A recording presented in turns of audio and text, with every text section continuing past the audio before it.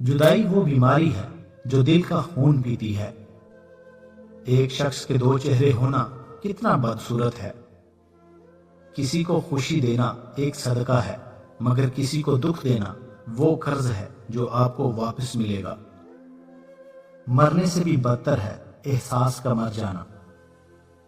اداکاری میں ماہر لوگ وفاداری میں ہار جاتے ہیں۔ جھوٹ وہ خطرناک بیماری ہے جو عزت کو کھا جاتی ہے۔ انسان زندگی میں تب ہارتا ہے جب اس کے اپنے ہی منافق نکل آئیں۔ انسان کے گناہوں کی سزا اسے دنیا میں کیوں ملتی ہے؟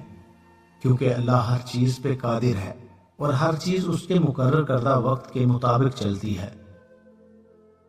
آنکھوں سے گرے آنسو اور نظروں سے گرے لوگ کبھی نہیں اٹھا کرتے۔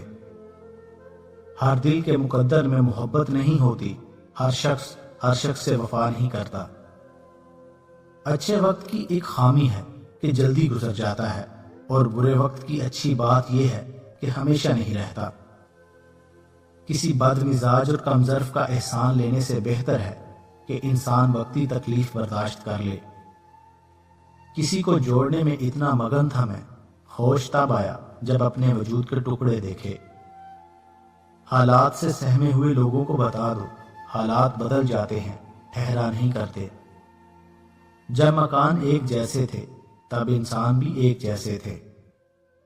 اچھے دوست کے ساتھ دھوکہ کرنا ایسے ہی ہے جیسے آپ نے ہیرا پھینک کر زمین سے پتھر اٹھا لیا ہو۔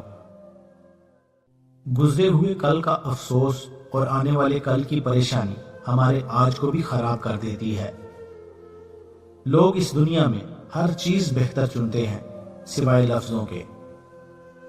تماشا ہے یہ سارا صرف چلتی سانس کا، خواہشوں کے جو مینار ہیں ایک ہچکی کی مار ہیں۔ کچھ مدت گزر جانے کے بعد تمہیں معلوم ہوگا کہ اگر خدا تمہیں تمہارے انتہا پر چھوڑ دیتا تو تم ڈوب جاتے۔ پیٹ کی خاطر ان لوگوں سے بھی رشتے ٹوٹ جاتے ہیں جنہوں نے ایک پیٹ سے جنم لیا ہوتا ہے۔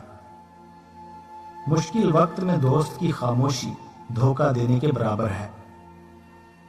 جنگ لڑنا ہی پڑتی ہے اپنے زور بازو پر، زندگی کے میدانوں میں معجزے نہیں ہوتے۔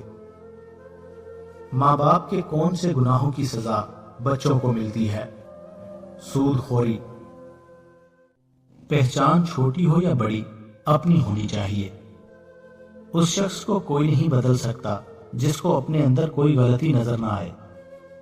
مکافات عمل تو اٹل ہے، دیر سویر تو ہو سکتی ہے مگر ٹال نہیں سکتا۔